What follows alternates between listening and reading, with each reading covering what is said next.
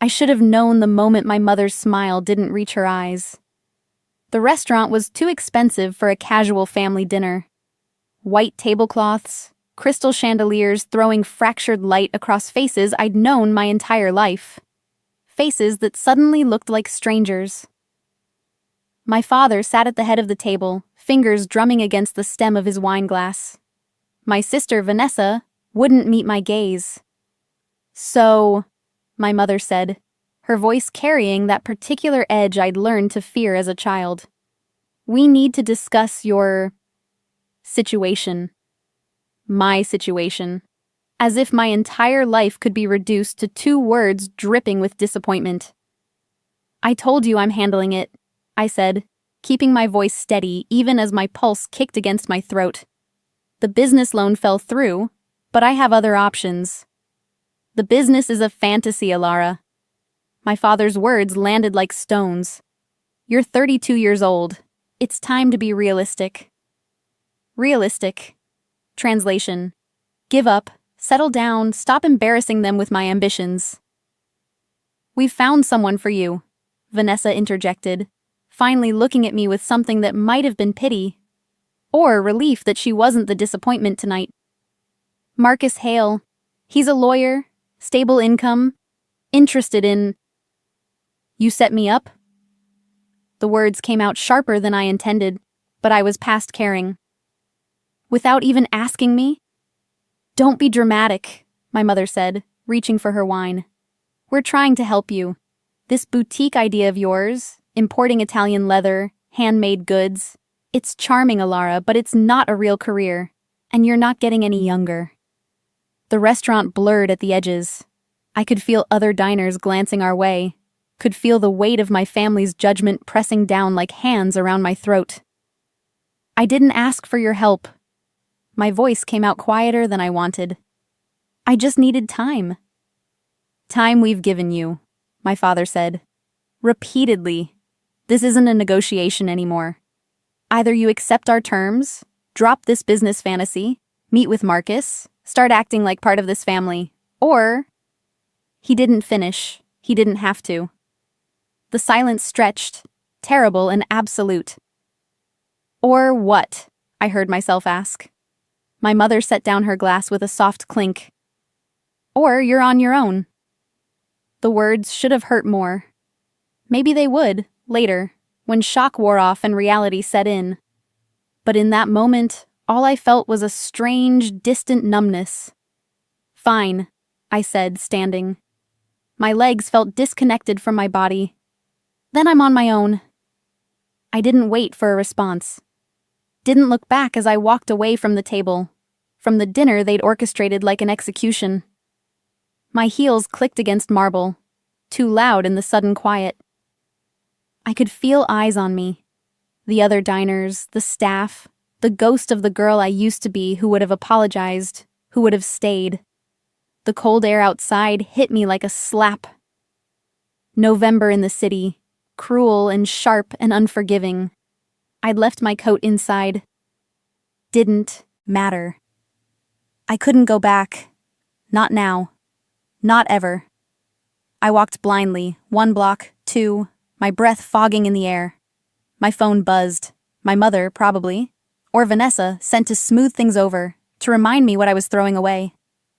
I didn't look. The street opened up ahead, wider, darker, lined with buildings whose windows glowed gold against the night. I'd walked farther than I thought. This wasn't my neighborhood. Sleek cars lined the curbs. The kind of cars that cost more than my failed business loan. I should turn back. I kept walking. That's when I heard it. The unmistakable sound of a safety clicking off. I froze. "Keep moving," a voice said from the shadows of an alley to my right. Male, cold. "And don't look." My heart slammed against my ribs. Training from self-defense classes I'd taken years ago screamed at me to run, to scream, to do something. But my body had turned to stone. Then I heard another voice. Low, controlled, lethal. "Drop it." 2 words. That's all it took. The first man swore, and I heard the clatter of metal on pavement. Footsteps running, fading. I should have run too. Should have taken the chance and disappeared into the night. Instead, I turned.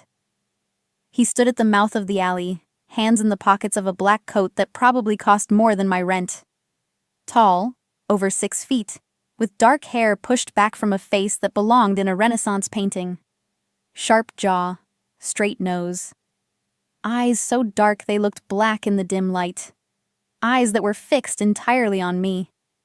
You always walk alone at night in $1,000 heels? His voice matched his appearance.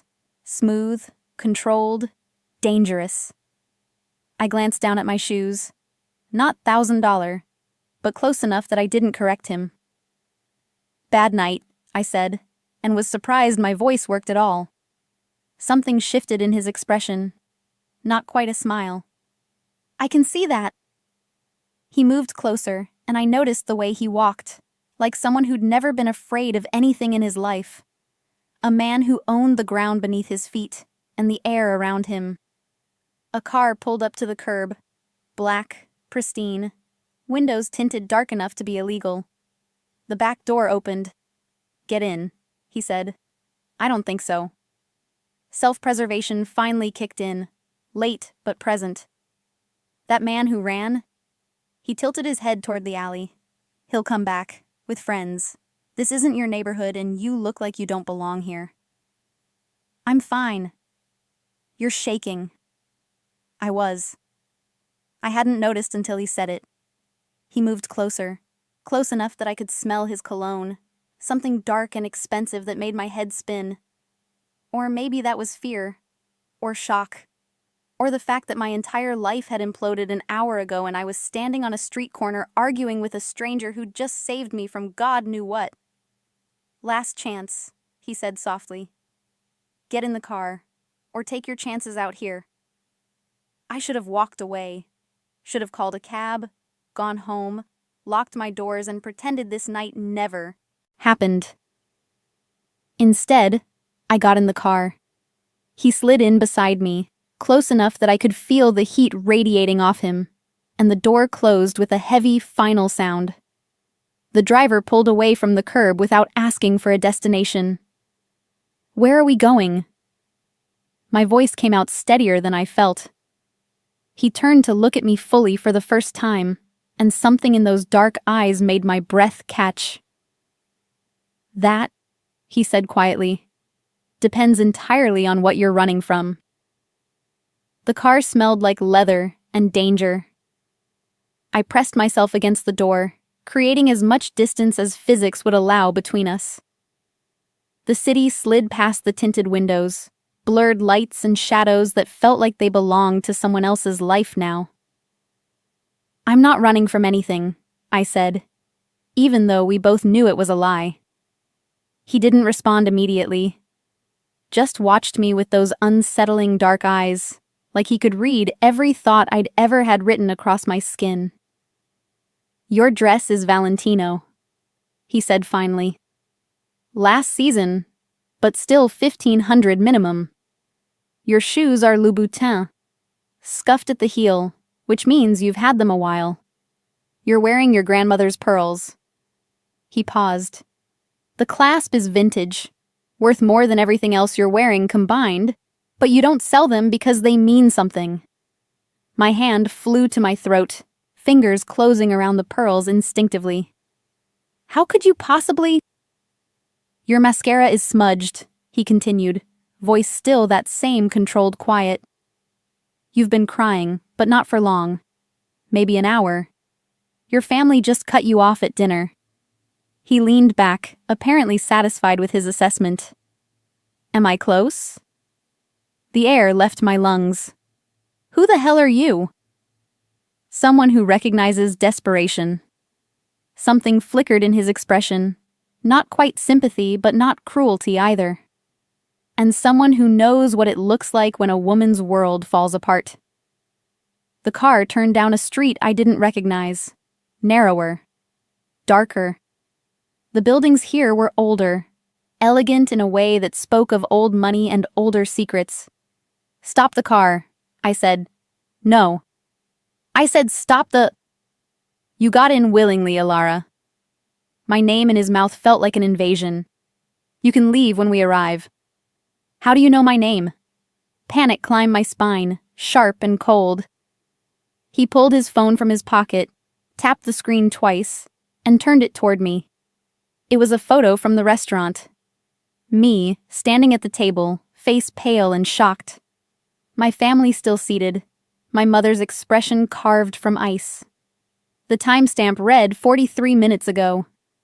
You were at the restaurant. My voice came out flat. You were watching me. I was having dinner, he corrected. You made a scene. People noticed. So you followed me? I was leaving when I saw you walk past, alone, in the wrong neighborhood. He pocketed his phone. The man with the gun was already following you. I just got there first. The car stopped. I looked out the window and my breath caught. We were parked in front of a building that looked like it had been stolen from a European postcard.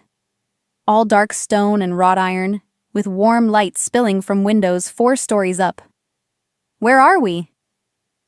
Somewhere safe. He opened his door, then paused. You're free to leave. Walk away right now, and you'll never see me again.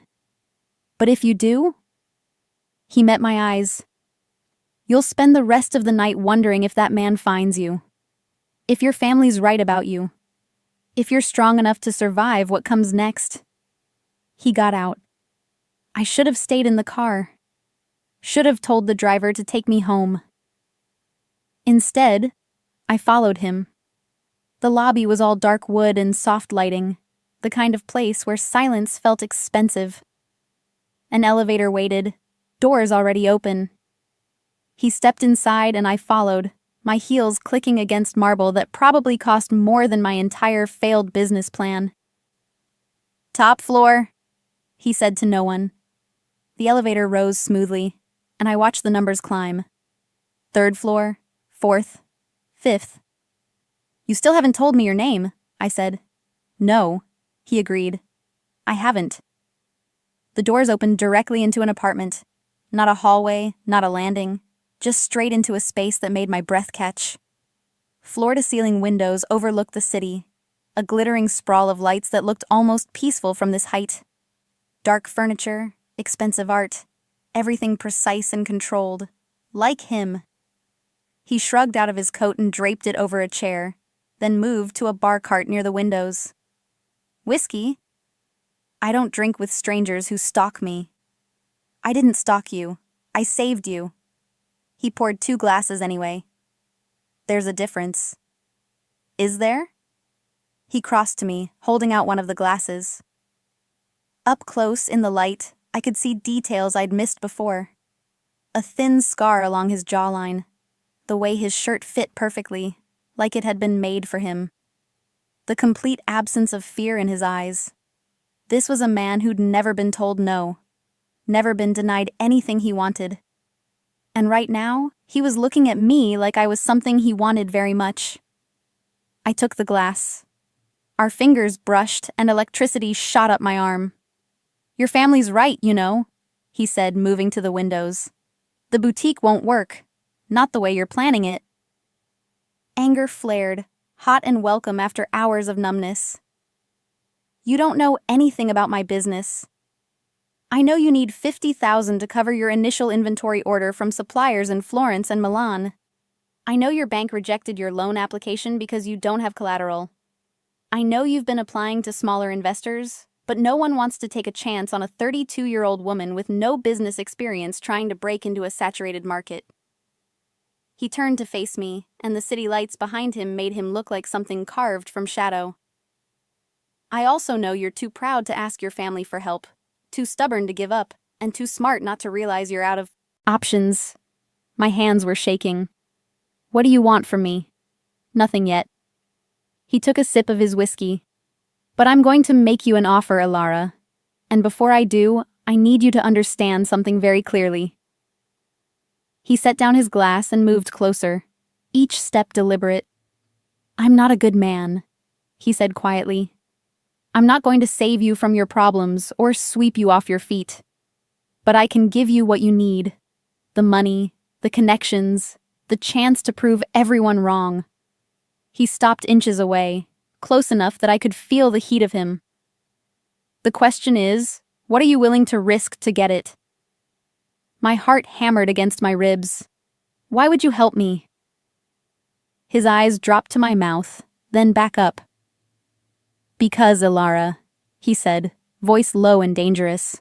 I always collect on my investments. He reached past me, and I heard the soft click of the door unlocking behind me. Think about it, he said. You know where to find me. I stood there, frozen, as he walked away into the shadows of his apartment. And I realized with absolute certainty, I just made a deal with the devil. I just didn't know the price yet. I didn't sleep that night. I sat in my tiny apartment, the one I'd been so proud of when I first moved in, that now felt like a cardboard box, and stared at the business plan spread across my kitchen table. Numbers that didn't add up. Dreams that cost more than I could afford. His words echoed in my head. I always collect on my investments. At 3 a.m, I Googled everything I could remember about the building, the neighborhood, anything that might tell me who he was. But I had nothing. No name, no business card, just the memory of dark eyes and darker promises. By sunrise, I'd made my decision. By noon, I was standing in front of his building again, telling myself I could still walk away. I didn't walk away. The doorman recognized me. That should have been my first warning. He simply nodded and gestured to the elevator, like he'd been expecting me. The ride up felt longer this time. My reflection in the polished doors showed a woman who looked more composed than she felt. Black slacks, cream blouse, hair pulled back. Professional, controlled, a mask. The elevator opened directly into his apartment again, and he was standing at the windows, phone pressed to his ear. He held up one finger, wait, and continued his conversation in what sounded like Italian. Rapid, fluid, beautiful, and cold. So cold. He was giving orders. I didn't need to understand the language to recognize the tone.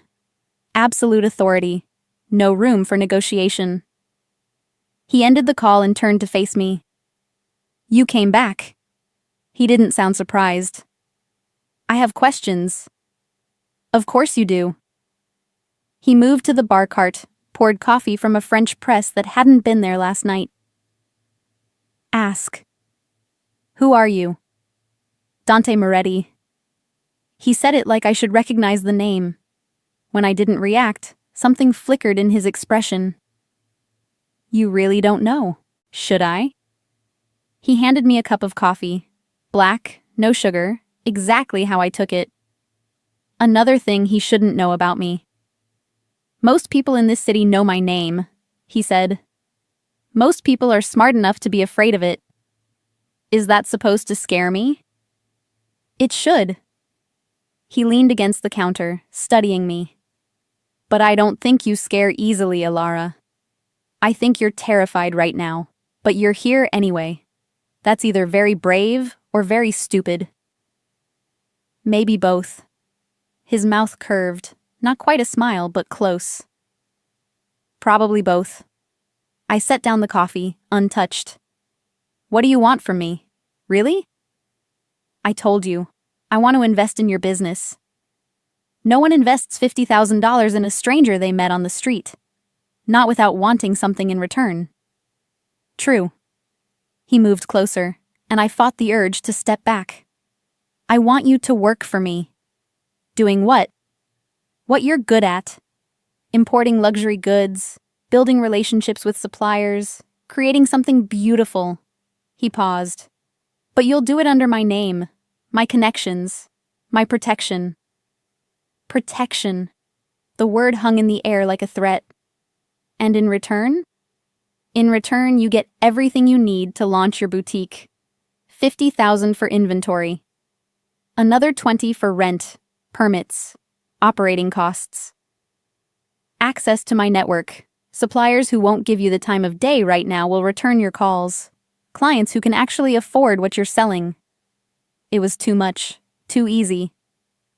What's the catch? The catch, he said softly, is that you belong to me. Not in the way you're thinking, he added, reading my expression. But your business is mine. Your success is mine. Your failures are mine. You make decisions, but I have final approval. You build something, but my name is attached to it. So I'd be working for you, not with you. Initially. He picked up his own coffee. Prove yourself, and we renegotiate. But for the first year, you're mine. There was something in the way he said mine, possessive and absolute, that made heat crawl up my spine. How do I know you're legitimate? That this isn't some... I stopped, unsure how to finish. Some what? Scam? Trick? He set down his cup with deliberate care. Let me show you something. He crossed to a desk near the windows and opened a laptop. Typed briefly, then turned the screen toward me. It was a contract. Professional, detailed, exactly what he'd described. Payment schedules, terms, conditions. All legal, all binding, all real. My lawyer drafted it this morning, he said. Read it. Take it to your own lawyer if you want. But this is a legitimate business arrangement, Ilara. I'm not trying to trap you. Then why me? The question burst out before I could stop it. You could invest in anyone. Why some random woman you saw having dinner with her family? He was quiet for a long moment. When he spoke, his voice was softer than before. Because you reminded me of someone. Someone who wanted something so badly she could taste it, but the world kept telling her no. He moved closer, and I could smell that dark cologne again. And because when your family told you to give up, you walked away instead. That takes strength, the kind I can use. Use, I repeated. Not help. Use. I don't pretend to be altruistic. His eyes held mine. I'm offering you a deal, not a rescue. You decide if it's worth it. I looked at the contract on the screen, looked at him, looked at the city sprawling beyond the windows. All those lights, all those possibilities, all just out of reach. I need time to think. You have until tomorrow. He pulled a card from his pocket, heavy black stock with silver lettering. Just a name and a phone number. Call me before 8 p.m. or the offer expires. I took the card. Our fingers brushed again, and that same electricity sparked between us. One more question, I said. You said you're not a good man. What did you mean?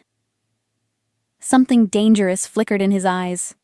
Sign the contract, Ilara, and you'll find out soon enough. He walked me to the elevator, stood close enough that I could feel the heat of him, smell expensive fabric and expensive cologne, and something underneath. Something darker, wilder. The doors started to close. Dante, I said, his name strange on my tongue. The man last night, the one with the gun. He worked for you, didn't he? The doors closed on his smile, beautiful and terrifying, and I knew, with absolute certainty, that I was already caught in his web. The only question was whether I'd survive it. I signed the contract at 7:58 p.m. Not because I'd made peace with my decision, I hadn't, but because the alternative was going back to my family with my tail between my legs, admitting they'd been right all along. And that felt like a different kind of death. Dante answered on the first ring. I'm in, I said before I could change my mind. Silence. Then, come to the warehouse on 5th and Mercy. Alone. Bring the signed contract. When? Now. He hung up. 5th and Mercy wasn't a neighborhood. It was a warning. The part of the city where streetlights flickered and died, where buildings wore their decay like badges of honor. My cab driver kept glancing at me in the rearview mirror, like he was trying to figure out what a woman in a cashmere coat was doing going to the industrial district at night. I was wondering the same thing. The warehouse loomed against the dark sky, all rusted metal and broken windows. No signs, no lights, nothing to indicate anyone actually used this place. I paid the driver and stepped out into the cold. Lady, he called after me. You sure about this? No. Yes. He drove away, and the sound of his engine faded into nothing. I was alone. The main door was cracked open, spilling weak yellow light across oil-stained concrete. I pushed it wider and stepped inside. The warehouse was bigger than it looked from outside. Cavernous, filled with shadows and the smell of metal and something else.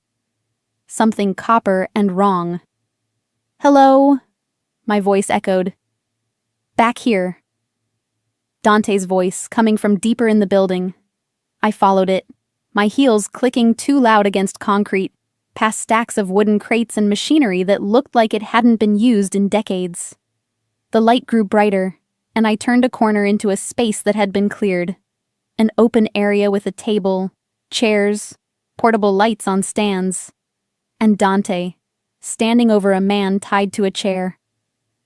The man was bleeding. I stopped. Couldn't move, couldn't breathe, couldn't process what I was seeing.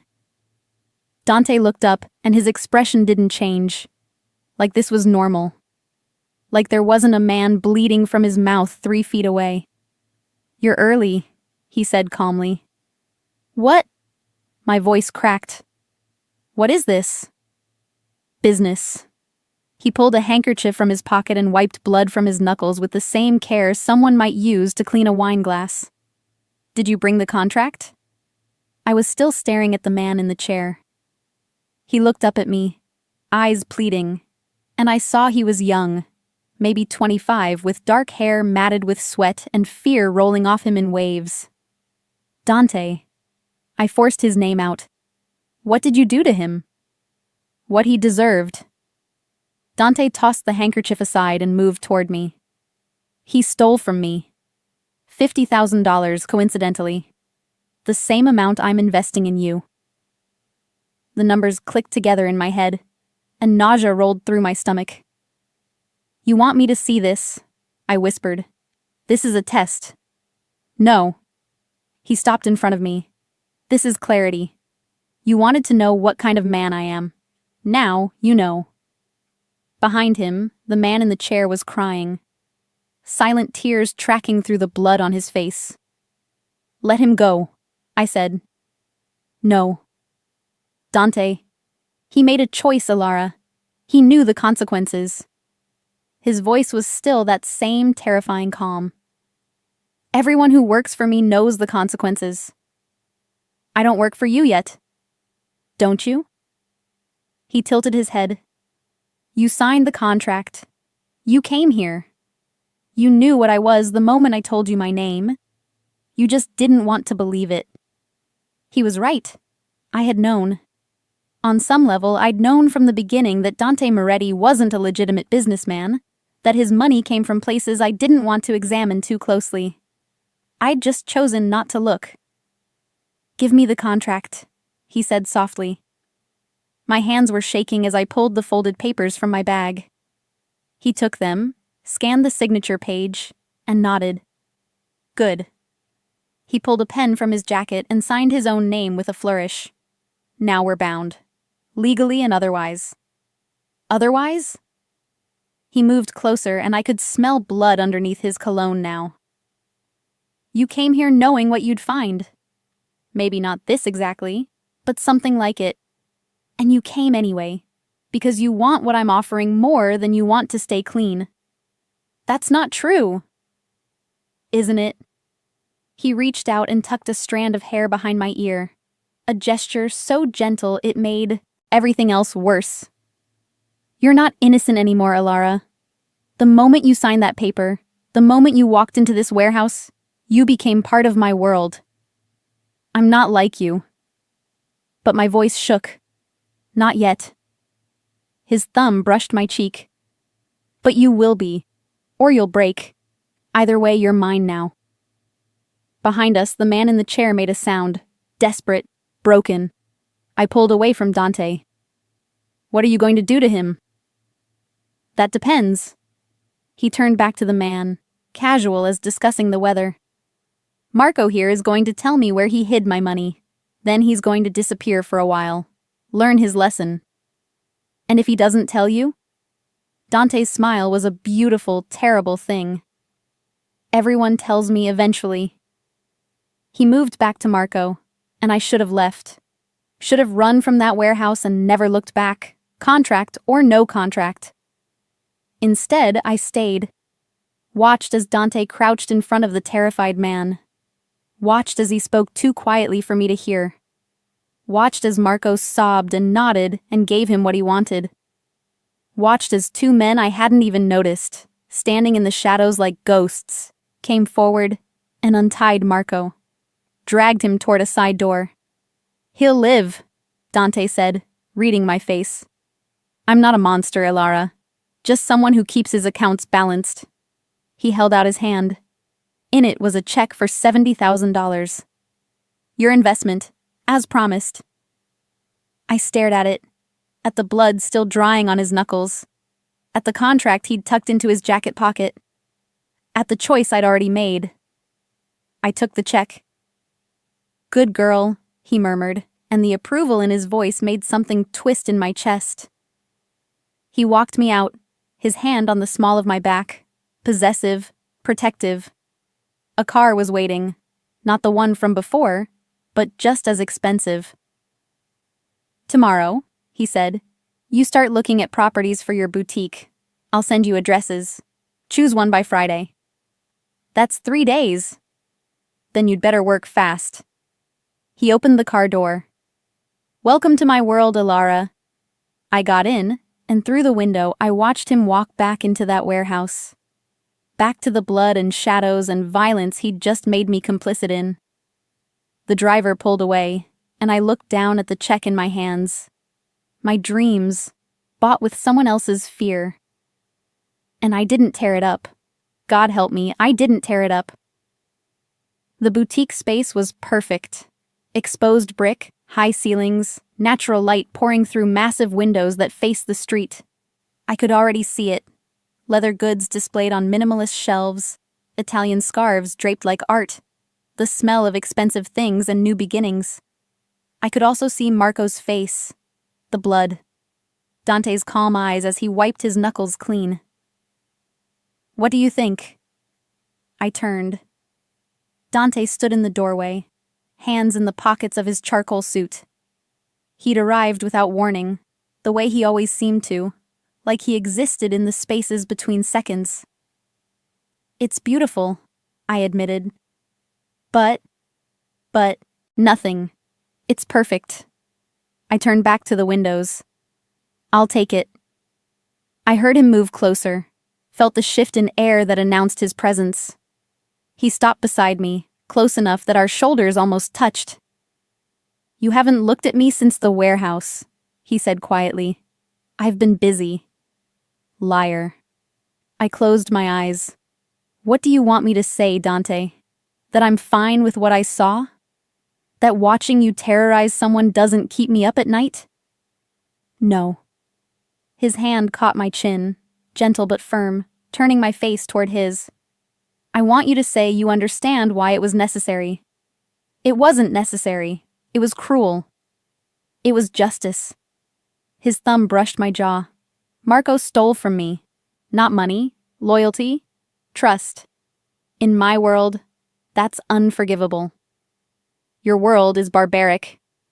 My world," he said softly, "is the reason you're standing in this beautiful space, choosing paint colors and planning your future. You don't get to benefit from what I do and pretend you're above it." He was right. I hated that he was right. I pulled away from his touch. "When can I sign the lease?" Something flickered in his eyes. Disappointment, maybe, or approval. With Dante, it was impossible to tell. "My lawyer is handling it. You'll have keys by Monday." He moved to the center of the empty space, looking up at the ceiling. "This used to be a bookstore. Family-owned, 3 generations. They lost it during the recession." "How do you know that?" "I bought the building." He glanced at me. 12 years ago. I've been waiting for the right tenant." The implications settled over me like a weight. "You've been planning this, setting this up." "I've been preparing for opportunities. He walked the perimeter of the room, footsteps echoing. When I see something I want, I make sure I'm in a position to take it. Is that what I am? Something you want to take? He stopped walking, turned to face me fully, and the intensity in his gaze made my breath catch. You think I arranged for your family to disown you? For your bank to reject your loan? He moved closer. I'm good, Ilara, but I'm not omniscient.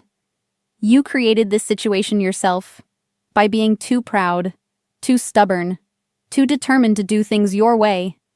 Then why help me? Because I recognize something in you. He was close now, close enough that I could see flecks of amber in his dark eyes. Something I thought I'd lost a long time ago. Hope. The word felt wrong coming from him. Too soft, too vulnerable. You don't seem like someone who needs hope, I said. I don't. But I like looking at it.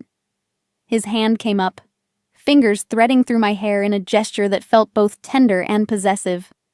I like remembering what it feels like. My heart was hammering. Dante, I'm not going to apologize for what you saw, he said. I won't lie to you, and I won't pretend to be something I'm not. But I need you to understand. Everything I do for a reason. And right now, my reason is standing in front of me, looking at me, like I'm a monster, when all I want...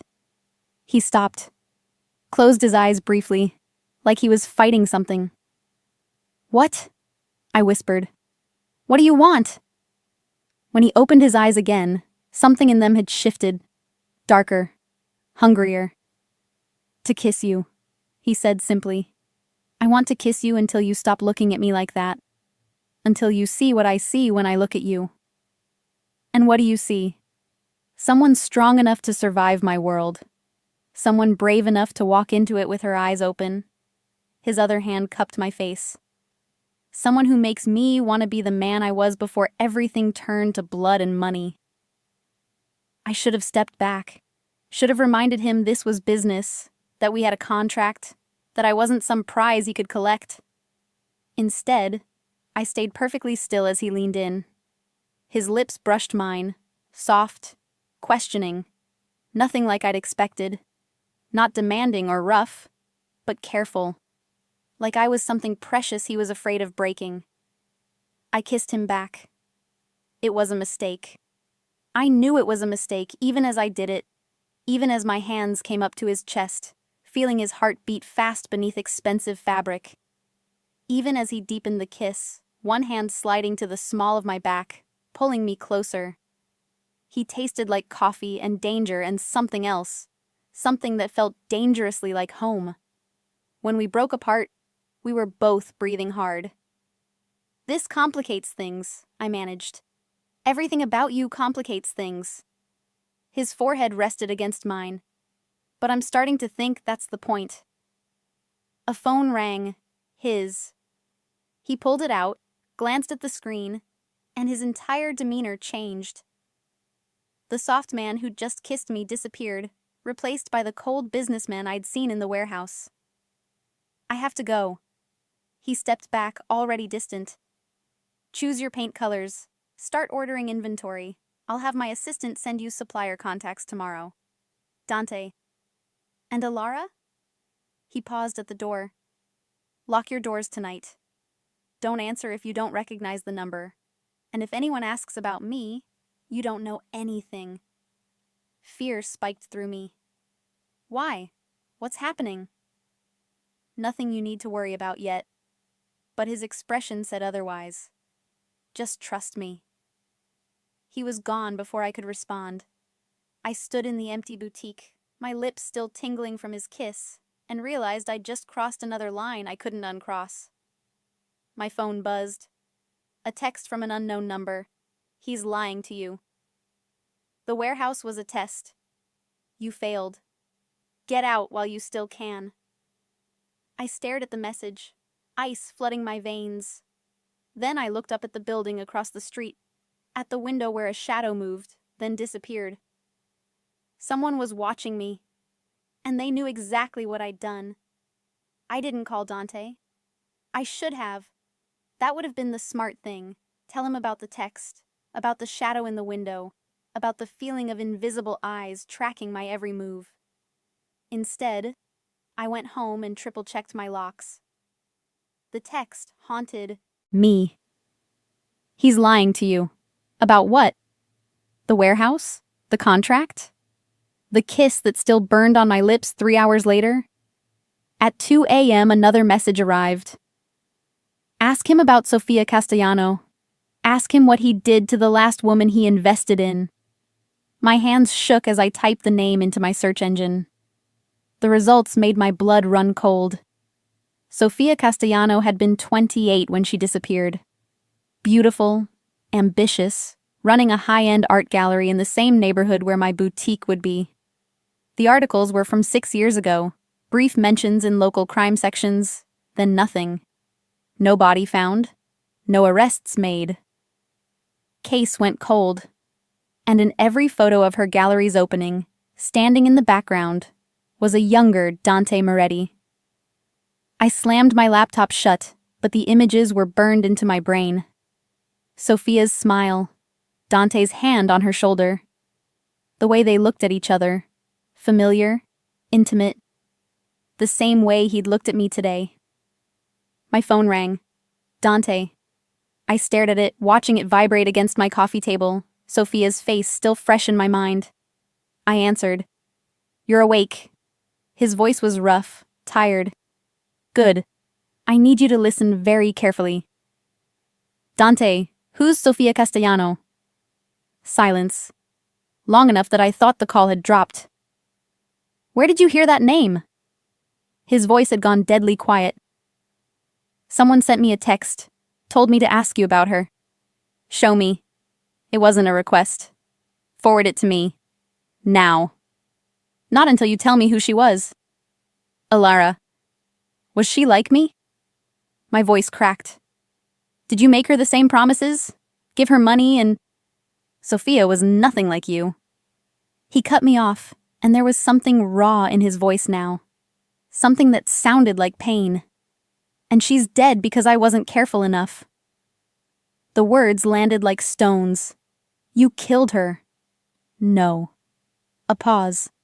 But I might as well have.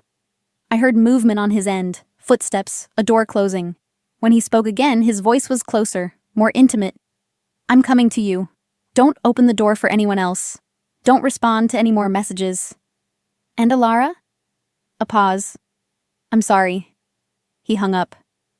I sat in my dark apartment, clutching my phone, trying to process what he'd just said. Sofia was dead. Dante blamed himself. And someone was using her to warn me away. Or to make me trust him less. Or to... A knock at my door made me jump. It's me. Dante's voice, muffled through the wood. I checked the peephole. He stood in the hallway, still in his suit but disheveled now, tie loose, hair pushed back like he'd been running his hands through it. I opened the door. He stepped inside and locked it behind him, then pulled out his phone. Show me the messages. I handed him my phone, watched his jaw tighten as he read. This number. He looked up. Did you respond? No. Good. He forwarded the messages to himself, then handed my phone back. Sofia was someone I cared about. She ran an art gallery, legitimate business, nothing illegal. But she got caught between me and a rival family. They used her to get to me. How? His expression went dark. They took her, held her for 3 days. By the time I found her, he stopped, swallowed hard. She was already gone. They'd made sure of it. And the people who did it? Gone. The word was final, absolute. Every single one of them. I sat down on my couch, legs suddenly weak. Why didn't you tell me this before? Because it's not something I talk about. He moved to my window, checking the street below. And because I didn't want you to think that I could end up the same way. That I would let you. He turned back to me, and the intensity in his eyes was almost painful to look at. Sofia died because I was young and stupid, and thought I could keep my business separate from my personal life. I know better now. So what am I? The question came out quieter than I intended. Business or personal? He crossed the room in 3 strides, knelt in front of me so we were eye level. You're the first thing in 6 years that's made me feel anything other than rage. His hands found mine, squeezed gently, and that terrifies me more than any rival family ever could. Dante, whoever sent you those messages wants you scared, wants you to run.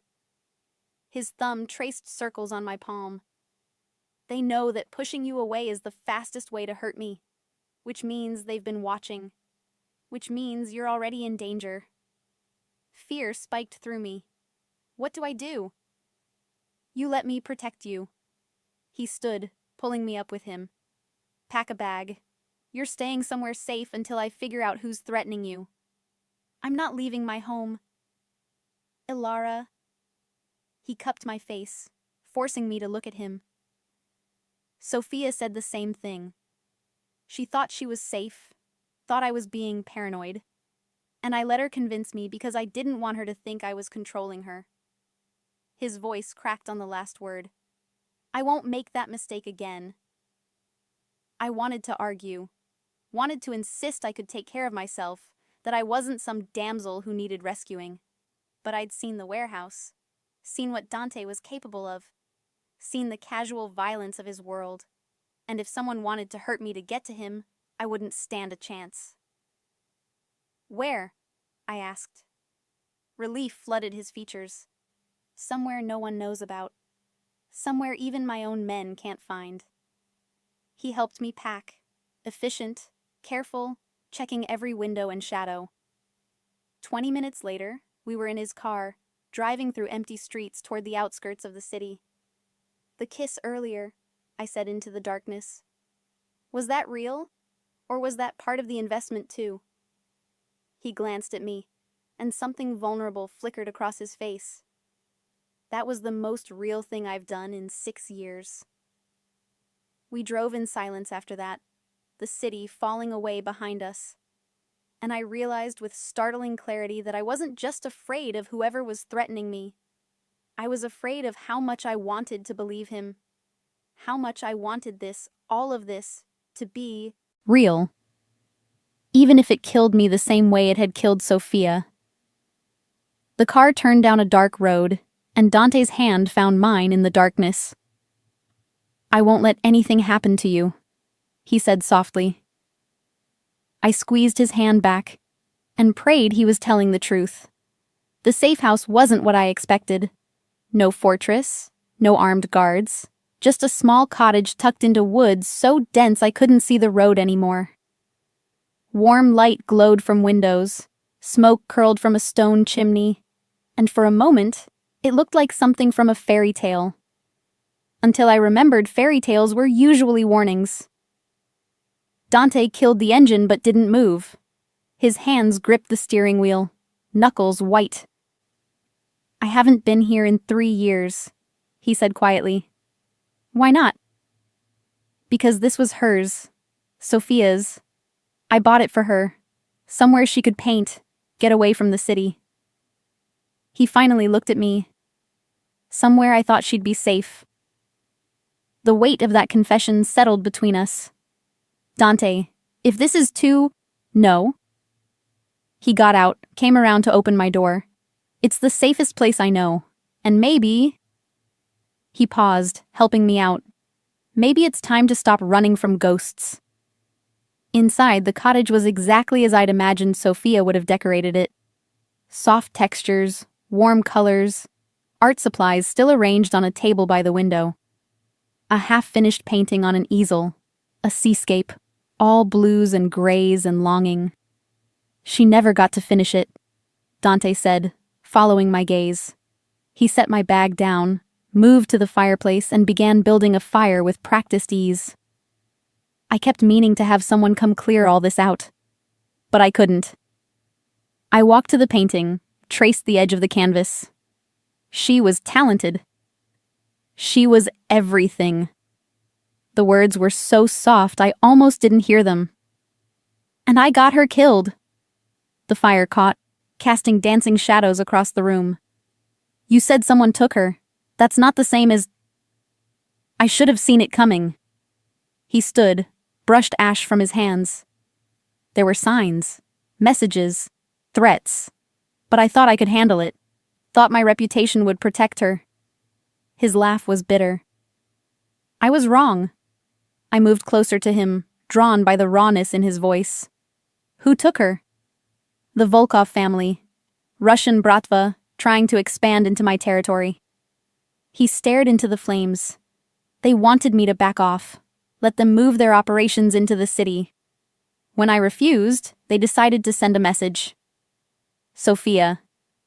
They grabbed her from her gallery. Middle of the day, 3 witnesses, and not one of them did anything because they knew who she belonged to. His jaw clenched. They kept her for 3 days, sent me photos, videos, told me they'd let her go if I gave them what they wanted. But you didn't. I couldn't. He turned to face me, and the anguish in his eyes was devastating. If I'd given in, it would have shown weakness. Every family in the city would have come for me, used the people I cared about as leverage. I had to choose between saving Sophia and saving everyone else I was responsible for. So you chose. I chose to burn them all. His voice went flat, emotionless. I found their headquarters, found every man who'd touched her, looked at her, breathed the same air, and I made them pay. But she was already dead. She was already dead, he confirmed. They killed her on day 2. Kept sending me footage of her alive for another day just to torture me. I couldn't breathe. Couldn't imagine that kind of pain. That kind of rage. How did you survive that? I didn't. Not really. He moved closer and I could see exhaustion carved into every line of his face. The man I was before Sophia died. He's gone. What's left is just... this. Blood and business and trying to make sure it never happens again. Is that why you're helping me? Because you see her in me? No. He reached out, tucked my hair behind my ear with infinite gentleness. You're nothing like Sophia. She was soft, gentle, everything good in the world. You're... He searched for words. You're steel wrapped in silk. Fire pretending to be smoke. You walked into that warehouse and didn't run. You kissed me knowing what I am. His thumb traced my jaw. Sophia would have been terrified of me. But you look at me like I'm human. Like I'm still worth something. You are worth something, I whispered. Am I? His hand dropped. I've killed men, Ilara. Not just the ones who took Sophia. Dozens, maybe hundreds. I've built an empire on fear and blood, and the only reason I sleep at night is because I stopped counting. Then why am I here?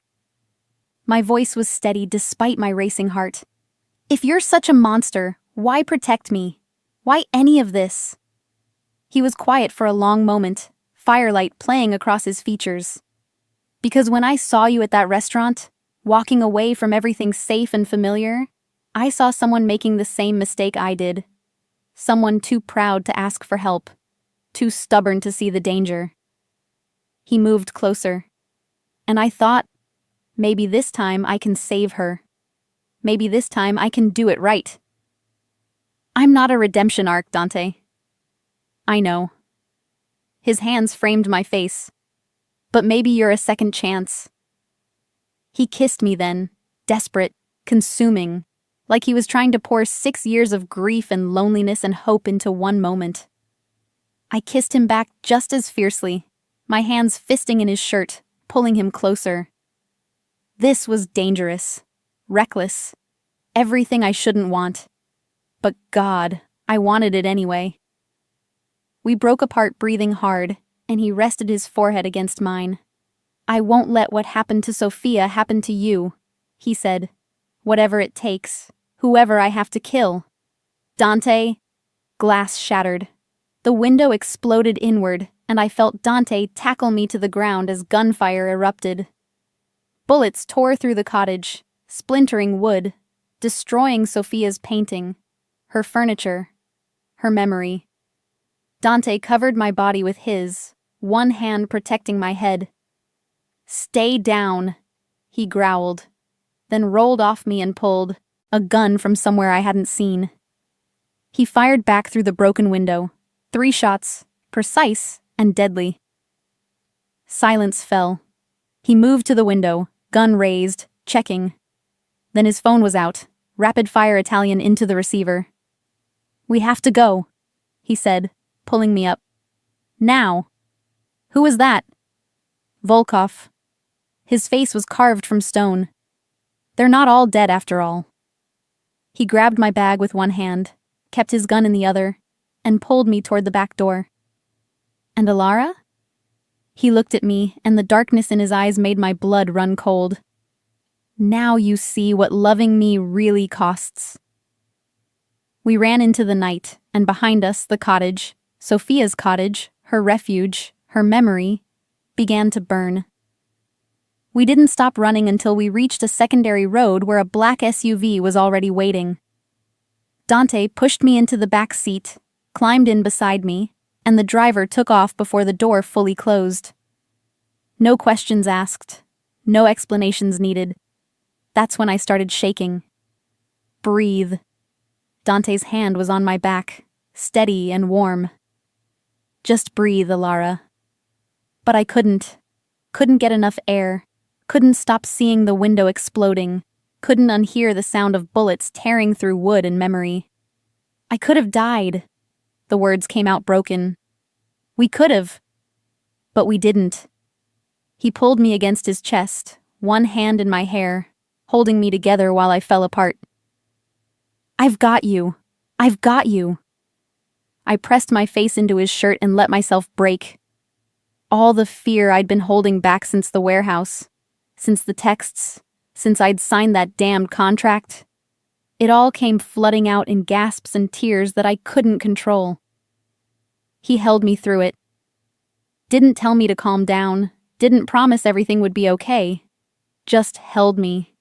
His heartbeat steady against my ear. His hand stroking my hair with a gentleness that made everything hurt worse. By the time we reached the city, I was empty. "Where are we going?" My voice was hoarse. "My home. The penthouse." He was still holding me, hadn't let go. "It's Fortress. 24-hour security, bulletproof glass, guards I trust with my life." "You said Sophia was safe too." His hand stilled. "I know, and I was wrong, but I'm not wrong about this." He tilted my chin up, forcing me to look at him. "I will not lose you. Do you understand? I will burn this entire city to the ground before I let them touch you." The certainty in his voice should have scared me. Instead, it made me feel safer than I'd felt in days. The penthouse was exactly what I expected. Sleek, modern, sterile. Floor-to-ceiling windows overlooking the city. Expensive furniture that looked like no one had ever sat on it. Art on the walls that probably cost more than my entire failed business loan. It felt nothing like Dante.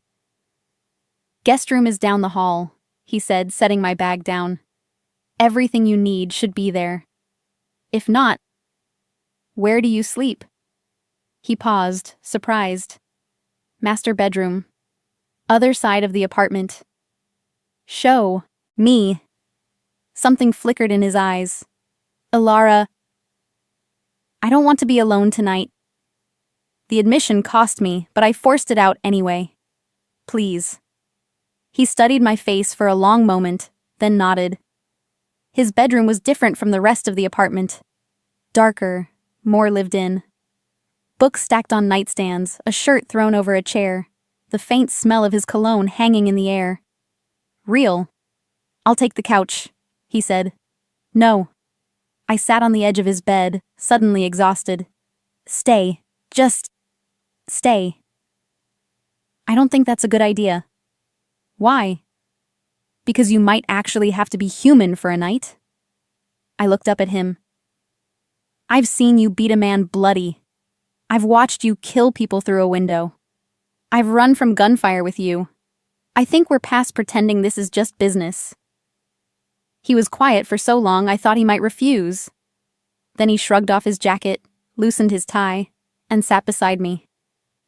Sophia used to say the same thing, he said quietly, that I spent so much time being what everyone needed me to be, I forgot how to be myself.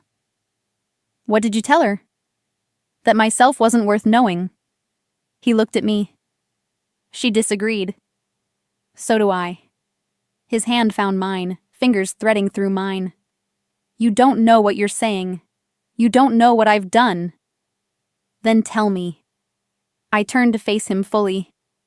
No more secrets, no more half-truths.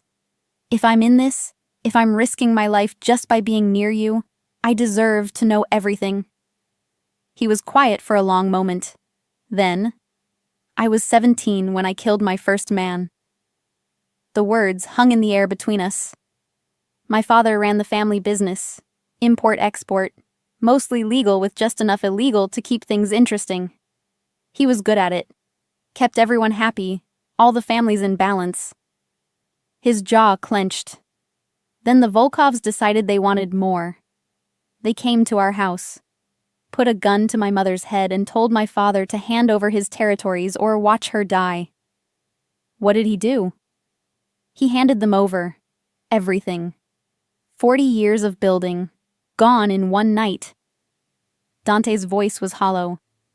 They shot her anyway, right in front of us. Then they shot him. Dante. I was hiding in the closet, watched the whole thing through a crack in the door. And I knew that if I stayed hidden, if I stayed safe, they would own me forever. He looked at me. So I came out, picked up my father's gun, and I shot the man who killed my mother. You were a child. I was a survivor. His thumb traced patterns on my palm. After that, my uncle took over, rebuilt everything my father lost, taught me how to be ruthless, how to make people fear me, how to turn grief into power. By the time I was 25, I ran the entire operation. By 30, I'd eliminated every family that had ever challenged us. Except the Volkovs. Except the Volkovs. His expression darkened. They went underground after Sophia, scattered. I thought I'd killed them all, but obviously... He gestured to the window. Cockroaches always survive. I should have been terrified. Should have run from this room, this man, this life he was offering me. Instead, I leaned my head on his shoulder. I'm sorry, I said. For your parents, for Sophia, for all of it. Don't be sorry for me. His arm came around me, pulling me closer. I made my choices. I live with them. Do you regret it? Any of it? He was quiet. Then, I regret Sophia. I regret not protecting her.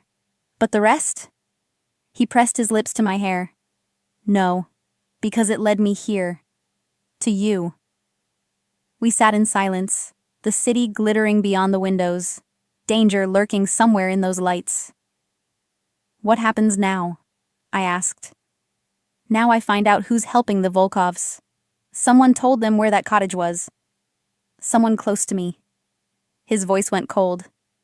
And when I find them, I'll make them wish they'd never been born. And me? You stay here, safe, until this is over. I pulled back to look at him. For how long? As long as it takes. That's not an answer. It's the only one I have. He cupped my face. I can't lose you, Alara. Not like I lost her. I won't survive it again. I kissed him then. Soft, careful, a promise I wasn't sure I could keep. Then don't lose me, I whispered against his lips. He kissed me back, deeper this time, pulling me into his lap. His hands tangled in my hair, my fingers gripped his shoulders, and for a moment the world narrowed to just this. Heat and want and the desperate need to feel alive after coming so close to death. We fell back onto his bed, still kissing, and I felt him hesitate. "We don't have to." "I want to," I said. "I want this. I want you." His eyes searched mine, looking for doubt. He wouldn't find any. Not tonight. I woke to sunlight streaming through bulletproof glass and Dante's arm heavy across my waist. For a moment, I let myself pretend this was normal, that I was just a woman waking up next to a man she was falling for, in a beautiful apartment, with a whole future stretching ahead. Then reality crashed back. The cottage burning. Gunfire. The Volkovs. Sophia's ghost still haunting every corner of Dante's life. And me, tangled up in all of it, marked by association. "You're thinking too loud." Dante's voice was rough with sleep. His arm tightened around me, pulling me back against his chest. "I can hear your panic from here." "I'm not panicking." "Liar." His lips brushed my shoulder. "What is it?" "Last night." I turned to face him. In the morning light, he looked younger somehow. Vulnerable. Did we just make everything more complicated? Probably. His hand traced patterns on my hip. "Do you regret it?" I thought about the way he'd touched me. Reverent, careful, like I was something precious. The way he'd whispered my name in the darkness. The way he'd held me after, his heart beating against my back, his breath in my hair. "No," I said, "but I'm terrified of what it means. It means you're mine now, completely." His eyes held mine. Not because of the contract or the money or the business, but because I'm never letting you go. That's not romantic, Dante. That's possessive.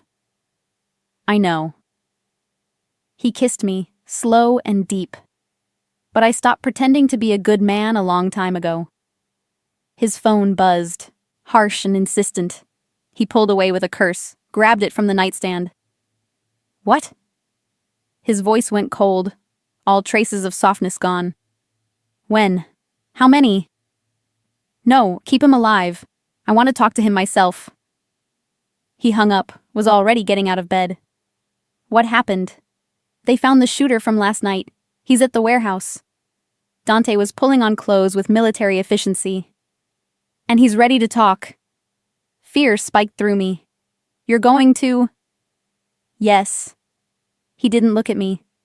"Stay here. Don't leave the apartment. Don't answer the door for anyone except Marco." "Marco? The man from the warehouse?" "He works for me now. Learned his lesson." Dante grabbed his jacket, checked his gun. "He owes me his life. He'll protect you with it." "Dante, wait." I wrapped the sheet around myself, followed him to the bedroom door. "What if it's a trap? What if they want you to come?" "Then they'll get what they want." His expression was carved from ice. "But they won't like what comes with it." He kissed me once, hard, possessive, final, and was gone. I stood there, wrapped in his sheets, still feeling the ghost of his hands on my skin, and realized something terrifying. I was in love with him. Not the version I'd built in my head. The dangerous benefactor. The complicated investment. The real him. The man who'd held me through my breakdown. Who'd shared his worst memories. Who'd made love to me like I was the only thing keeping him human. And he was walking into danger while I stayed behind like some helpless princess. I got dressed. Marco knocked 30 minutes later, young, nervous, the same frightened man from the warehouse. But there was something different in his eyes now. Determination. Loyalty. "Mr. Moretti said you might try to leave," he said. "I'm not going to—" He also said to give you this if you did. Marco held out an envelope. Inside was a single piece of paper. Dante's handwriting, sharp and precise. "Alara, I know you're stubborn enough to ignore me. I know you think you can help, that staying behind makes you weak. But you're wrong. The strongest thing you've ever done was trust me enough to fall asleep in my arms last night.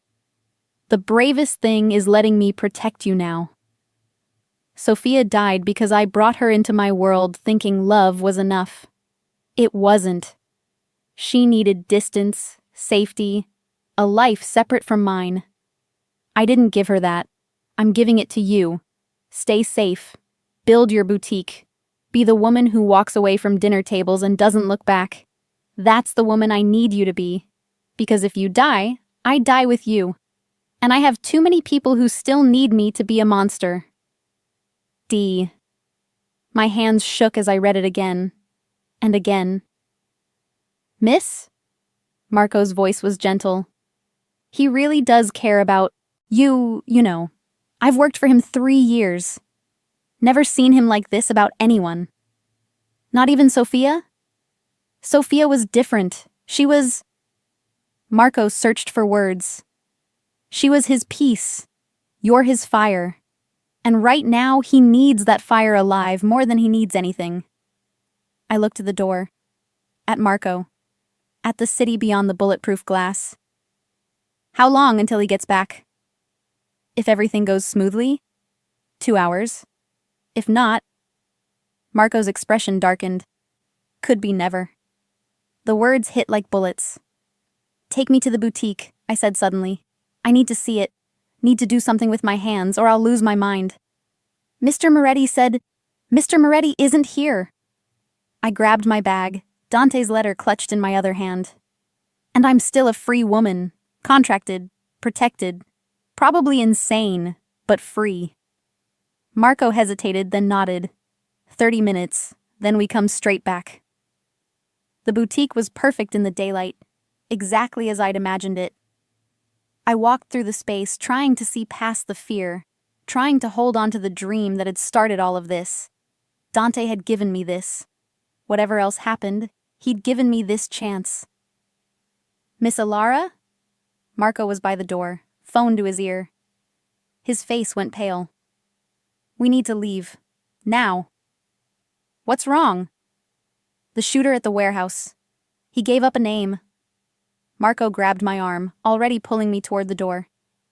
It's someone inside Mr. Moretti's organization. Someone who's been feeding information to the Volkovs for months. Who? The boutique door crashed open. A man stood there, older, gray hair, expensive suit. I recognized him from somewhere. Dante's apartment. Photos on the wall. Uncle Vincent. Marco's voice was barely a whisper. The older man smiled, and it was the coldest thing I'd ever seen. Hello, nephew. Miss Laurent. He pulled a gun from his jacket. Dante really should have stayed away from pretty girls. It always gets him in trouble. You're the traitor, I breathed. I'm a pragmatist. Vincent stepped inside, closed the door behind him. And I'm tired of waiting for my nephew to die. The Volkovs are offering me everything. His territories, his businesses, his money. All I have to do is give them the one thing he actually cares about. He pointed the gun at my chest. You. Marco moved to shield me, but Vincent was faster. The shot was deafening in the empty space. Marco dropped. I screamed. Don't worry, Vincent said calmly. He's not dead. Yet. But you're coming with me. And when Dante comes for you, and he will come, the Volkovs will be waiting. He grabbed my arm and I fought, kicked, screamed, clawed at him. But he was stronger and the gun pressed against my ribs made me freeze. That's better. He dragged me toward the door. Let's go break my nephew's heart. As he pulled me into the waiting car, I saw Marco trying to crawl toward his phone, blood spreading across the boutique floor. And I knew. Dante was walking into a massacre. And it was all because of me. They kept me in a warehouse.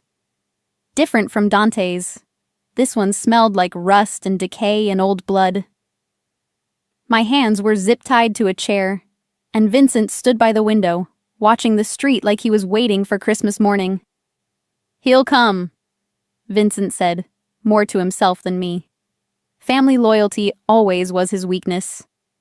You're his family. My voice was hoarse from screaming. How can you do this to him? Family. Vincent laughed. sharp and bitter. I raised that boy after his parents died, taught him everything. And how does he repay me? By taking over, pushing me aside, treating me like some relic. He trusted you. He pitied me. Vincent turned, and I saw the years of resentment carved into his face. Everything I built, he gets credit for. Every decision I advised, he takes the glory. I'm tired of being the shadow, Ilara. The Volkovs are offering me a chance to step into the light. By betraying him? By killing Sophia? Something flickered in his eyes. Sophia was an accident. I never meant... He stopped, collected himself. It doesn't matter now. She's dead. And soon, Dante will be too. The door burst open. Not Dante. 3 men in dark clothes, guns drawn. Volkov soldiers. I recognized the tattoos, the cold eyes. He's 2 blocks away, one said in heavily accented English. Coming fast. Alone. Perfect. Vincent checked his own gun. Remember, wound him, don't kill him. I want him to watch before he dies. They took positions around the warehouse, behind crates, in shadows, creating a kill box. And Dante was walking straight into it. I had to warn him, had to do something. He'll kill you all, I said loudly. You think you're ready for him, but you're not. I've seen what he does to people who threaten what's his. Shut her up, Vincent ordered. One of the soldiers moved toward me, but the warehouse door exploded inward. Dante stood in the entrance, gun raised, and he looked like death incarnate. Blood splattered his shirt. Not his, I prayed, and his eyes were black with rage. Uncle. His voice was deadly calm. Let her go. I don't think so. Vincent stepped behind my chair, pressed his gun to my temple. Drop your weapon, or I paint the walls with her brain. Dante's jaw clenched. For one terrible moment, I thought he might actually shoot through me to get to Vincent. Then he lowered his gun, let it clatter to the concrete. Good boy. Vincent's voice dripped poison. Always so predictable when it comes to your toys. First Sophia, now this one. When will you learn? Let Ilara go, Dante said. Your problem is with me. My problem is that you exist. Vincent's hand shook against my head. 40 years I've given to this family. 40 years in your father's shadow, then yours. And what do I get? A pension? A pat on the head? I gave you everything. You gave me scraps. Vincent's composure cracked. Your father promised me partnership, equal shares. Then he died and you took it all. Because you weren't strong enough to hold it. Dante took a step forward. You think the Volkovs will treat you better? They're using you, Vincent. The moment I'm dead, you're next. That's where you're wrong. Vincent gestured and the soldiers moved closer to Dante.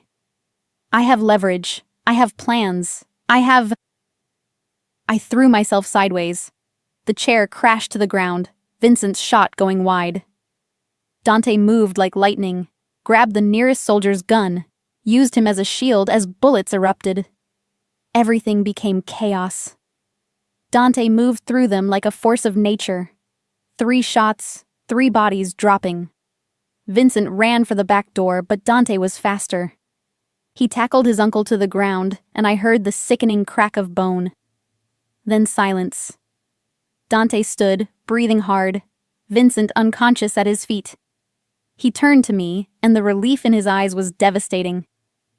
Ilara. He was beside me in seconds, cutting the zip ties, checking me for injuries. Are you hurt? Did they... I'm fine. My voice broke. Marco. Vincent shot Marco at the boutique. He's alive, in surgery. Dante pulled me against his chest and I felt him shaking. When I got back and found you gone, I thought... He couldn't finish. I know. I held him just as tightly. I'm sorry. I should have listened. No. He pulled back, cupped my face. You were right. I can't keep you locked away. I can't keep trying to protect you from my world when you're already part of it. Sirens wailed in the distance. Police. Ambulances. His own men arriving as backup. What happens now? I asked. He looked at Vincent's unconscious form. At the bodies of the Volkov soldiers. At the blood and violence that would never fully wash away. Now I clean up my family's mess. He kissed my forehead.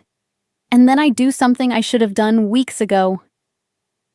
3 months later, the boutique opened. It was everything I dreamed. Leather goods from Florence, silk scarves from Milan, jewelry from small artisans I'd discovered through Dante's connections. The kind of beautiful, curated space where every item told a story. The press loved it. Customers loved it. I'd done it. Built something real. Something mine. Well, mostly mine. Dante's name was on the paperwork. His money in the accounts. But he'd kept his promise. I made the decisions. He just made sure I had the resources to make them well. Vincent was in prison, awaiting trial. The remaining Volkovs had scattered after Dante systematically dismantled their operation. Marco had survived, was running security for the boutique now, limping but loyal. And Dante... The door chimed. I looked up from arranging a display to see him walking in, hands in his pockets, looking impossibly handsome in the late afternoon light. "Closing early?" he asked. "Maybe." I moved around the counter. "What did you have in mind?" He pulled a small box from his jacket. Velvet. Antique. My heart stopped. "I know this is complicated," he said. "I know I'm not what you dreamed of when you imagined your future. I'm violent, dangerous, probably damned. But Alara..." He opened the box, revealing a ring that took my breath away. "You make me want to be better. Not perfect. Just better. Dante? I can't promise you normal. I can't promise safety. But I can promise that every day for the rest of my life, I will choose you. Protect you. Love you with everything I have left." He knelt, and tears blurred my vision. "Marry me. Build a life with me. Show me that love doesn't always end in ashes." I thought about everything that had brought us here. The violence, the fear, the secrets and blood and impossible choices. I thought about the way he held me in the darkness, the way he'd given me my dream, the way he'd let me see the broken parts of him and trusted me not to run. "Yes," I whispered. "Yes." He slipped the ring on my finger, his grandmother's, he told me later, and kissed me like I was oxygen. Outside, the city moved on. Dangerous, beautiful. Ours. We weren't a fairy tale. We were something darker, more complicated. But we were real. And sometimes, that's the only happy ending that matters.